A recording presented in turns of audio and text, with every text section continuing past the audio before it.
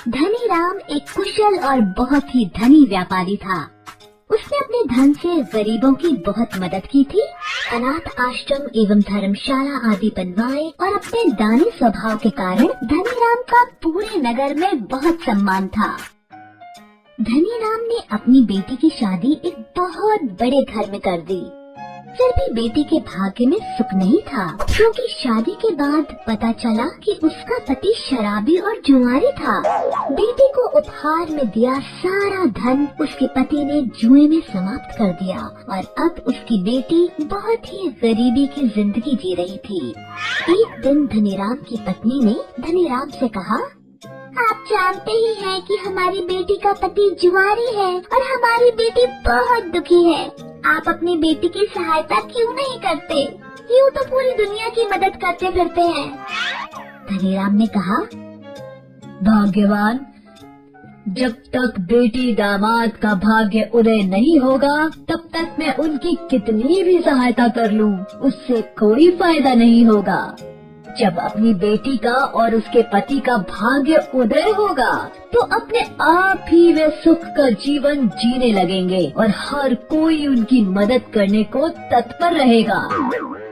लेकिन माँ का दिल तो माँ का दिल ठहरा।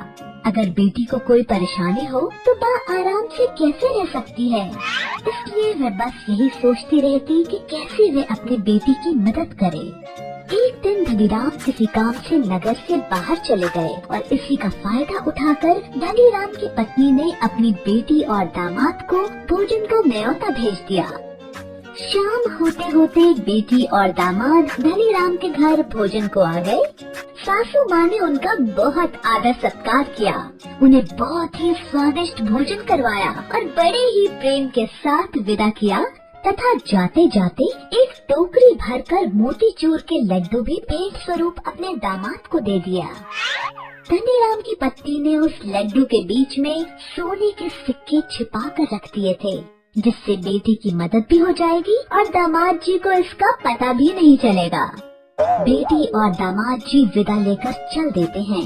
रास्ते में दामाद अपनी पत्नी को सुनाकर कहता है, कहने को तो तुम्हारे पिता इस नगर के धनवान व्यापारी हैं और विदाई में क्या दिया? केवल मोतीचूर के लड्डू। कौन इतना वजन उठाएगा? ले जाकर इन लड्डुओं को किसी मिठाई वाले को बेच देता हूँ, मेरा कुछ वजन तो कम हो ही जाएगा। ये बात कहकर दामाद ने लड्डुओं की टोकरी एक मिठाई वाले को बेच दी और बदले में कुछ रुपए ले लिए। शाम के समय धनीराम अपने घर को लौट रहा था। रास्ते में वही मिठाई की दुकान दिखी जिसपे उसके दामाद ने मोतीचूर के लड्डुओं को बेच दिया था।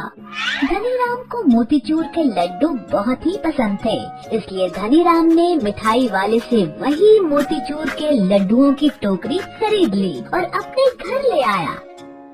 धनीराम की पत्नी ने जब देखा कि लड्डुओं की टोकरी सेठ जी लेकर आ रहे हैं तो उन्होंने पूछा, ये क्या लेकर आए हैं?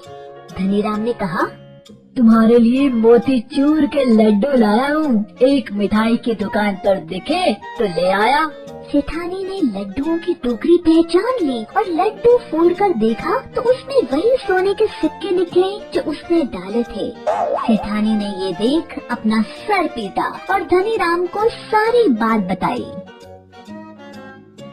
धनीराम ने अपनी पत्नी को समझाया, जब तक भगवान किसी के भाग्य को नहीं जगाता तब तक उसका भाग्य नहीं जागता, फिर चाहे कोई भी कितना ही प्रयास क्यों न कर ले। देखो, ये तुम्हारे सोने के सिक्के वापस तुम्हारे पास ही आ गए, क्योंकि ये सिक्के ना तो तुम्हारी बेटी दामाद के भाग्य में थे और ना ही मिठाई वाले के भाग्य में। शिक्षा, वक्त से पहले और नसीब से ज्यादा किसी को कुछ नहीं मिलता।